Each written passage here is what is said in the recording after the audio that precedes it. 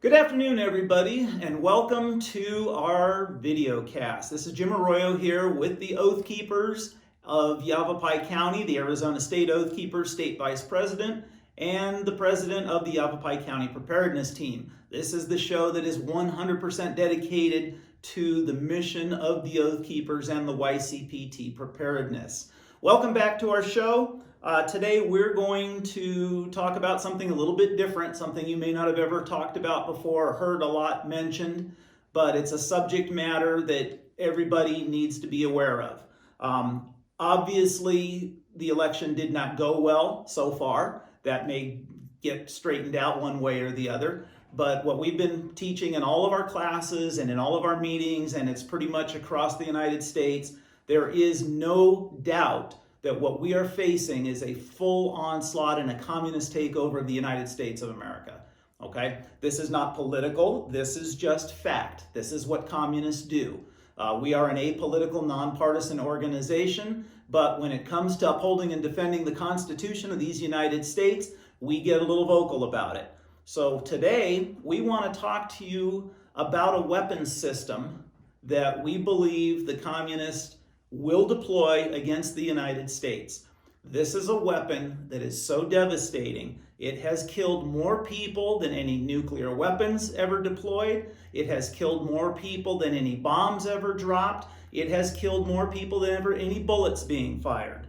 This weapon system has been deployed in the past by not only the Bolsheviks, but the Chinese, the Venezuelans, the Argentinians.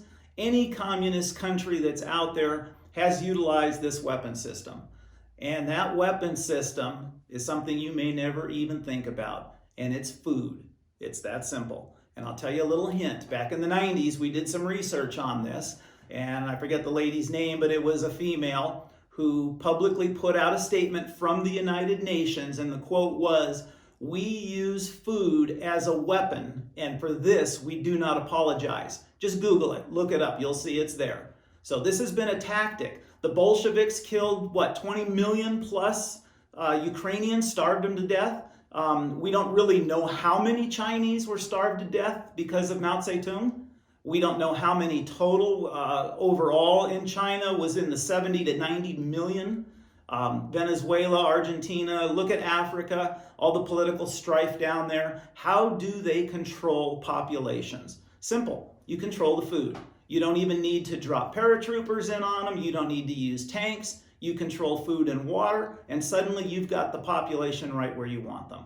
And this is a critical time for us because we've already seen runs in the grocery stores. We've seen runs on paper products. I mean, we're going right back into the second wave of COVID, but you saw what happened the first time. Runs on paper goods, toilet paper disappeared everywhere. It became a commodity. Food started disappearing on the shelves. First time I've ever seen the Safeway in our little town of Chino Valley, Arizona, with empty shelves on the food aisles. So it's happened. We saw Costco limiting food because there just wasn't enough to bring in and there was shortages nationwide. We've had bad weather. We've had to limit the amount of production because of COVID, just because the meat processing plants nationwide have had serious issues and they couldn't produce. Cattle were being destroyed because they couldn't afford to feed them and they couldn't process them. So food shortages are an issue. Another little tip, Antifa did make public threats that they would go into southern Illinois and start killing cattle just to destroy the cattle industry. Now keep in mind, communists have one simple goal in mind, and that is to destroy capitalism. The cattle industry is just one small little cog in the whole wheel of the industrial world and capitalism. But the most important thing is it's part of our food production. You want to pay $20 for a McDonald's hamburger? I don't think so. So pay attention, because there are things you can do to get prepared to defend yourself against this. So what can we expect overall? Here's the deal. We already know that there were threats made by the truckers. Now, these truckers are good, honest, loyal American citizens. A lot of them are veterans, and they're not real happy about what happened with this election. So what did they do? They threatened to go on strike and shut down the trucking industry. Do you have any idea what that will do to this nation within a couple of days? Well, I do, because I have friends who are truckers. And because I work in the firearms industry, I have the opportunity to meet a lot of people. And I've got a serious number of customers that I fix guns for, because I'm a custom gun builder and gunsmith, that are over-the-road long-haul truckers, including one I just met recently. A new guy just moved into our little town, and he's a long-haul trucker, including international. He goes in and out of Canada. So we got to discussing this, and his opinion is, being on the inside, that this probably won't happen because of the number of contracts that these trucking companies have with the farmers, with the grocery industry, with the industrial world. It's not as easy as what you think. The independents could possibly pull that off if they're strictly independent, but then they'd probably never get another contract. But he was saying what the ramifications of that would be. And what you'd be looking at in the first 24 hours is the grocery stores would empty out. And it would be a panic buy, not because people started to realize nothing's coming in, but the word will spread fast. The first time grocery trucks stop rolling, people will panic and hit the grocery stores, and they will gut that store in a split second. Now, let me tell you about the grocery industry. Before I went into the military, I worked as a grocery clerk. I was a journeyman clerk, and I was a stock crew boss. So I know that industry inside out and backwards. I did 2.5 years of working in the grocery industry. I went in the military. After my injury, I got out of the service, and I went back into the grocery industry. So I've got about 5 solid years of doing everything from ordering to maintenance on the stores. I was part of a remodel crew, and I was a night crew boss, the guys that actually restock your shelves. Back then, we used to have a back room. That meant you had stock in ready to replenish the shelves if you needed to. And we called it a prorate. Anything we had more than 5 cases in reserve, we could go ahead and restock the shelves and then reorder. Now, at that time, the company I worked for was called Alpha Beta. I'm dating myself. This is going back to the 70s. Alpha Beta at the time had the largest distribution plant under one roof in the whole state of California and probably the western United States. It was downtown in LA, and it was 1 square mile under roof. As a journeyman clerk, well, as I became an apprentice, we got a tour. And we got to see how the distribution was laid out. And they were able to supply every single grocery store in the western United States from that hub. And the trucks rolled in and out on a regular basis. They don't do that anymore. The manufacturing now has what is called JIT, just-in-time delivery service. All right, that means it goes from production to the end user. There is no more warehousing. There is no more back stock in grocery stores. You go into the grocery stores today, all their extra space has been converted into retail space. There is no back room. They bring in their goods for the night crew to stock. They stock it on the shelves, and everything else is gone. They don't order extra things. They used to say we had roughly 3 days supply of food in our grocery system. That's under normal conditions. If the truck stopped running and people didn't panic, you might get 2 to 3 days.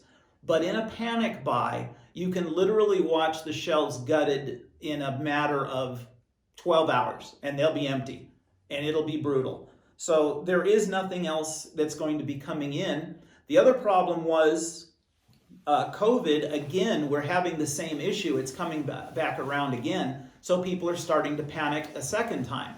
And the same thing we witnessed in the earlier part of this year, we're going to witness that going into the winter and obviously going into the beginning of 2021. So what we're recommending is you guys get out there and stock up on everything you can afford to get. The food is the most critical thing. Again, remember, and I'm not kidding, you can research this, it's easy. Any 2-year-old can figure it out. Food is a weapon system, and the communists have always been the most effective at controlling a population by controlling their food distribution. You've got to understand that I came from Southern California back in the 90s, where we were downtown Long Beach fighting against the town council because the Chinese wanted to take over the port of Long Beach. The Chinese were successful at doing that. Now keep in mind, The Chinese, the term Costco, not Costco, Costco, C-O-S-C-O, that's China Ocean Shipping Company. They control that port in LA along with several others on the West Coast, all the way up to Washington. The Chinese have been instrumental in controlling the entire shipping ports of the West Coast. They also had a very large plant called Adelanto out in the desert, which was a shipping hub. And what happens is from the port of Long Beach, the shipping containers come in, get offloaded onto trucks, and those trucks all head for the desert. And they offload those containers at Adelanto, and then from there they are sent all over the western United States. So the Chinese control the shipping.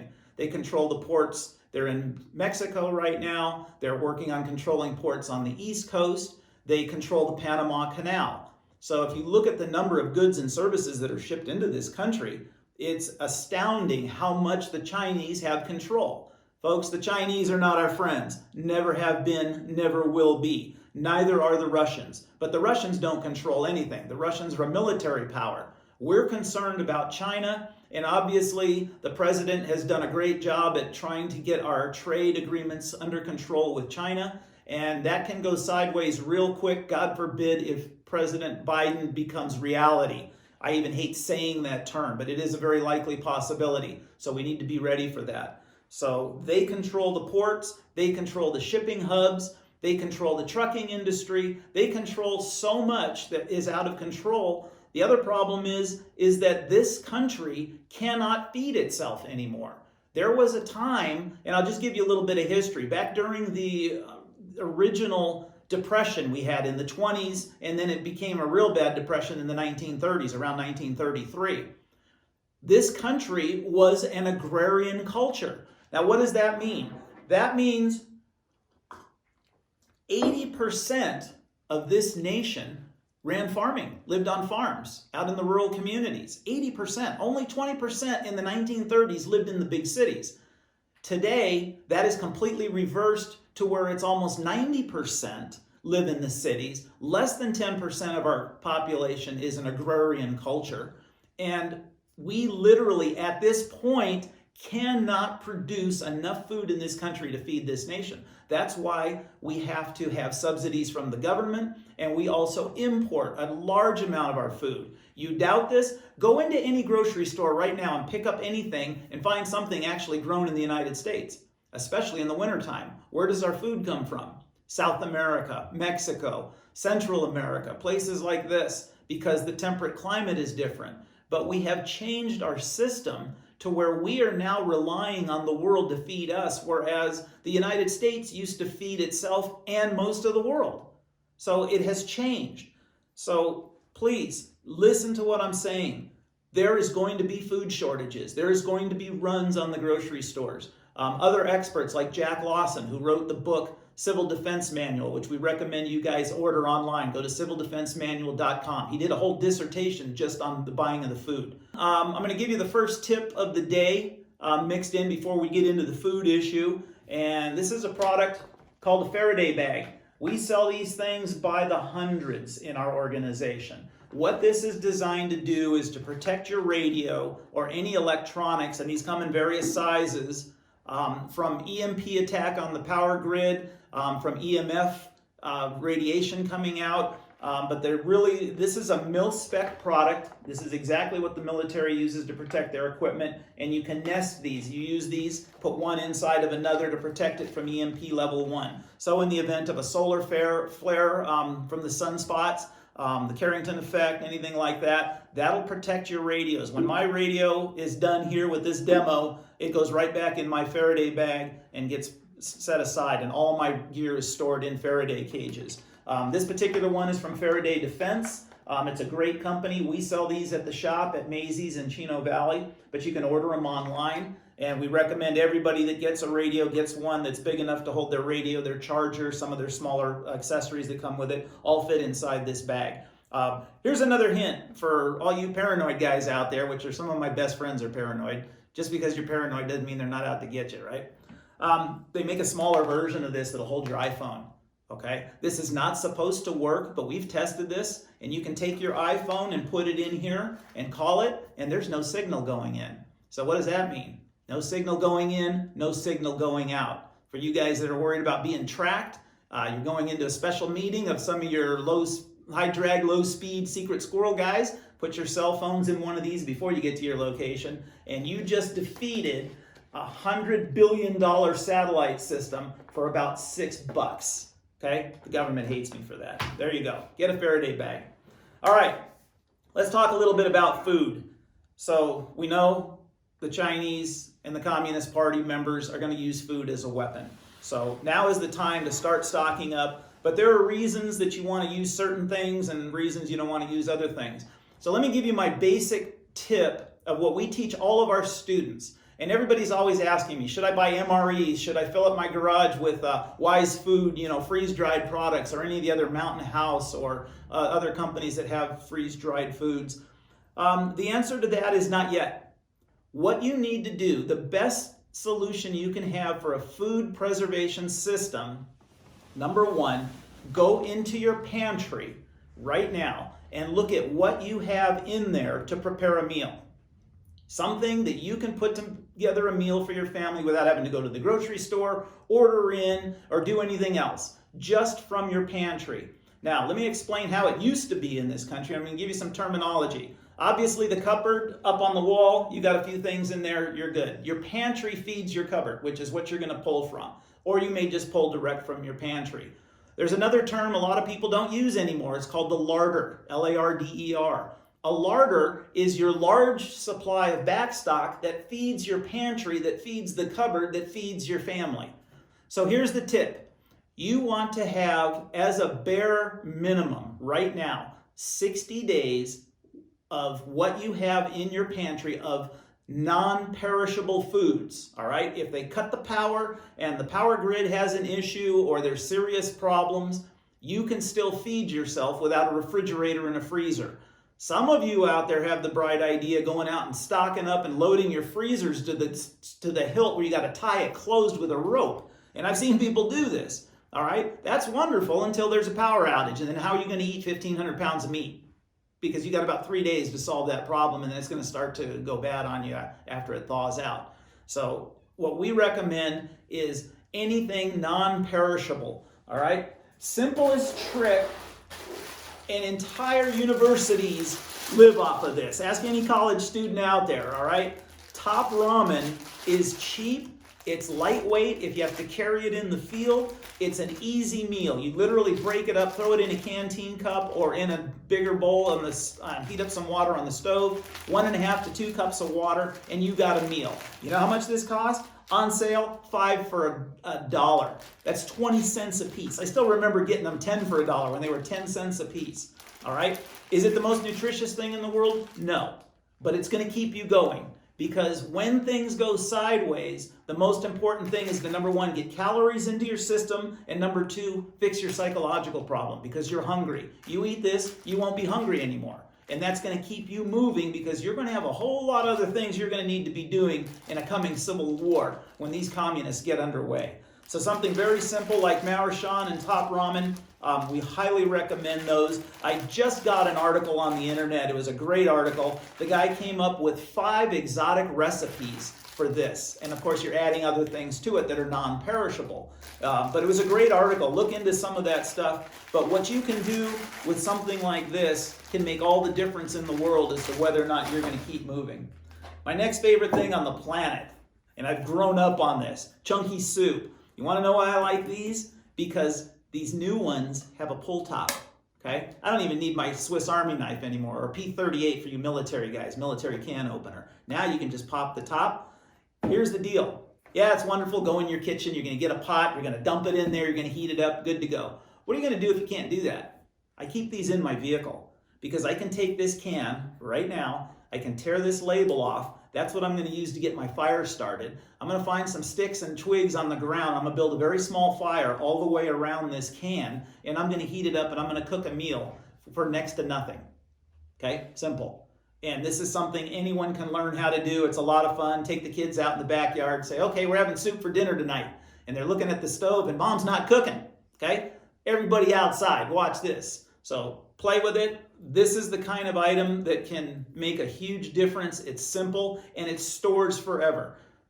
Storable dates and things that are expired. No such thing. I have canned goods I've had for 10 years. I'm still eating on them because I experiment with this stuff. It works. If it's stored properly in your house, cool, dark, dry environment, it can last for years. All right. The garage can be a problem because it gets hot, so be careful there. So chunky soup, that can make a difference. All right.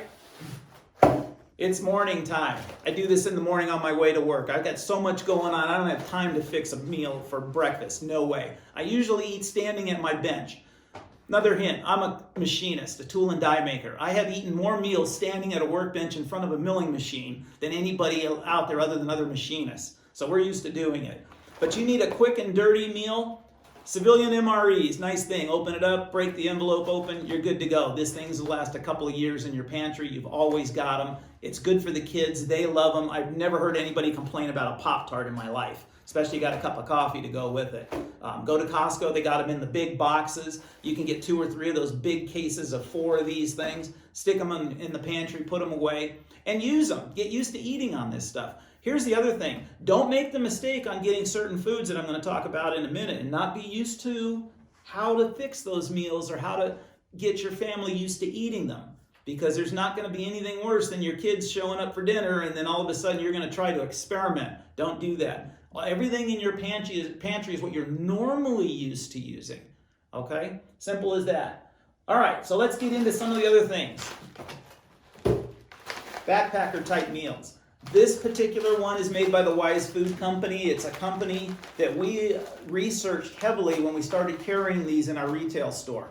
So we carry the Wise Food products.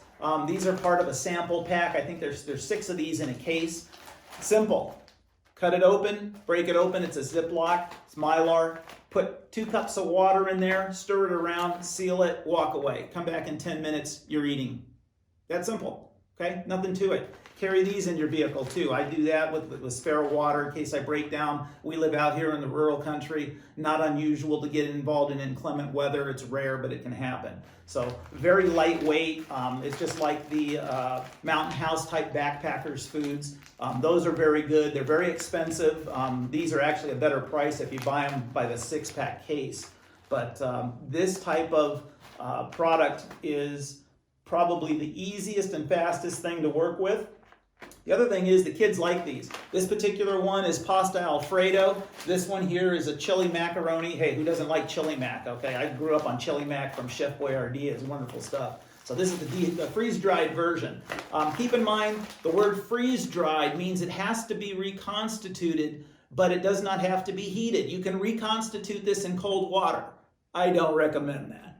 Okay, just a word to the wise. So heat up a couple of cups of water, throw it in, stir it up, good to go. All right, so I can hear it out there right now. All my high-speed, low-drag military guys that have 5 combat tours. Where's the MREs? All right, here we go.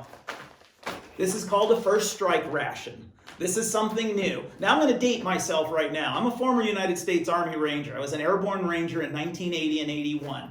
We were still using C-Rats. I ate out of a can. We didn't have this new high-speed stuff. I do know how to use them because I've trained in the field training militia and paramilitary units for decades, so I know how to use all this stuff. This is a newer ration, and what the first strike ration is apparently you can live all day on this. This is a full day's rations all into one package. So you don't have the 3 individual MRE bags that are the brown ones. You guys know what those look like. Sometimes they're clear like this. So there's a lot of stuff in here. Now here's the beauty, and we really appreciate our military veterans, especially those that are coming back from overseas over the last couple of decades that have done training videos. And you can go online right now and look at the training videos on the first strike. They'll completely break it down, tear it apart, show you what's in it, eat it, go through the whole thing. There's a ton of videos online on how to use an MRE. If you've never eaten one, you don't know how to use the heater bag that goes inside the bag with the water to heat up your meal. There's a lot of great training. So these things are available online. They are not cheap. I'm going to tell you that right now. But MREs, for the guys that are really more experienced and trained to use them, are a luxury item because it's simple. We grab one of these, throw it in our rucksack, and off we go. Okay, we can sit down and have a meal in the field. We know what we're doing. But if you train with it, it's a good emergency meal. And any kind of emergency food for any kind of disaster, because that's our main goal here, is to train you for every kind of natural and man-made disaster. And in any kind of disaster, you're going to have to eat. I don't care what the disaster is. Everybody's got to stop, take a break, get hydrated, and get some food into their system. So go online and look at some of the training videos.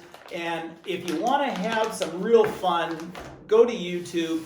And I forget the guy's name, but you'll find him. He's a crazy Russian guy.